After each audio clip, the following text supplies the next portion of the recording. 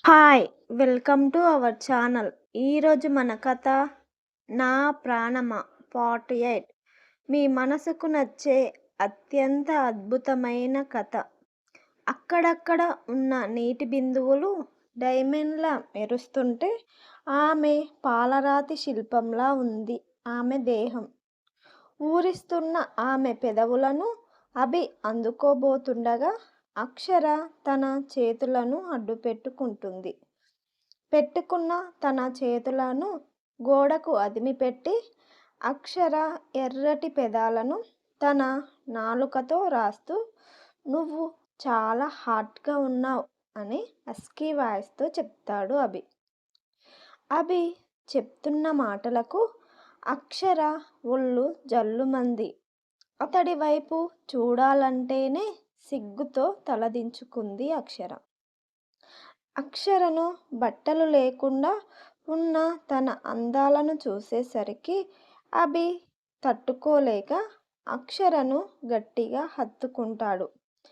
ఆమె వీపును అతని చేతులతో సుతారంగా రాస్తూ ఆమె చెవి మీద ముద్దు పెడతాడు. అక్కడి నుండి వచ్చి మెడ మీద నాలుకతో రాస్తూ ముద్దు పెడుతుంటాడు అభి. అభి అలా ముద్దు పెట్టేసరికి అక్షర శరీరం మొగ్గలా ముడుచుకుపోయింది. అభి మెడ మీద నుంచి ఆమె చెస్ట్ దగ్గరకు వచ్చి అతని నాలుకను ఆమె వెండి కొండలపై తడిముద్దులు పెడుతూ చిన్నగా పంటిఘాటు పెడతాడు. అభి అలా చేసేసరికి అక్షరకు తియ్యగా అనిపించి చిన్నగా మూలగడం స్టార్ట్ చేస్తుంది. ఇలానే నీ అందాలను చూపించి ఎంతమంది అబ్బాయిలను మోసం చేశావే అని అన్నాడు అభి. అంటూ ఆమె చెవిని చిన్నగా కొరుకుతాడు అభి. అభి స్పర్శకు అక్షరకు లోపల ఏదేదో అవుతుంటే అతని మాటలకు ఆమె గుండెల్లో మెలిపెట్టినంత పనయింది. అక్షర ఒక్కసారిగా అతన్ని వెనక్కి నెట్టేసి టవల్ తీసుకొని తన బాడీకి చుట్టుకొని డ్రెస్సింగ్ రూంలోకి ఫాస్ట్‌గా వెళ్ళింది. వెళ్తున్న అక్షరను కోపంగా చూసి వెళ్ళిపోయాడు అభి.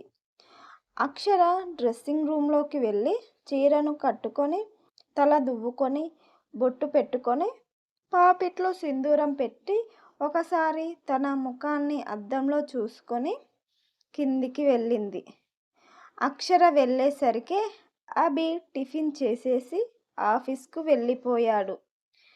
అక్షర వాళ్ళ అత్తగారు సోఫాలో కూర్చొని కనిపించారు అక్షరకు.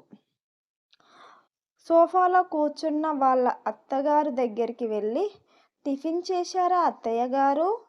అని అడిగింది. లేదమ్మా, ఇంకా చేయలేదు. నువ్వు వస్తే ఇద్దరం కలిసి చేద్దామని ఆగాను అని సమాధానం చెబుతుంది జానకమ్మ. సరే రండి అంటూ ఇద్దరూ డైనింగ్ టేబుల్ దగ్గరికి వెళ్ళి మేడ్ వాళ్లకు టిఫిన్ వడ్డిస్తుంటే ఇద్దరూ తినేస్తారు. ఇద్దరూ చెయ్యి వాష్ చేసుకొని వచ్చి సోఫాలో కూర్చుంటారు. నెమ్మదిగా అక్షర వాళ్ళ అత్తగారు అక్షరను అడుగుతుంది. అసలు ఇంత తొందరగా పెళ్ళి ఎందుకు చేసుకున్నారు? అని జానకమ్మ అంటే అక్షర ఏమీ సమాధానం చెప్పకుండా మౌనంగా ఉంటుంది. అడుగుతుంది నిన్నే చెప్పు అని గబాయిస్తూ అడుగుతుంది జానకమ్మ. ఏం చెప్పాలి అత్తయ్యగారు? మీ కొడుకు నా మీద కోపంతో పెళ్లి చేసుకున్నాడు అని అంటుంది అక్షర. ఆ విషయం నాకు తెలుస్తూనే ఉంది. కానీ ఎందుకు చేసుకున్నాడో నాకు అర్థం కావడం లేదు అని అడుగుతుంది. నిజం చెప్పు, నీకు తెలియకుండా ఉండదు కదా అని అంటుంది జానకమ్మ. అసలు మీరిద్దరూ ఎక్కడ కలుసుకున్నారు?